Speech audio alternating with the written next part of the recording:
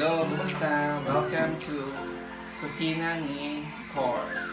Gagawa tayo ngayon ng lychee juice with gelatin flavored and lychee.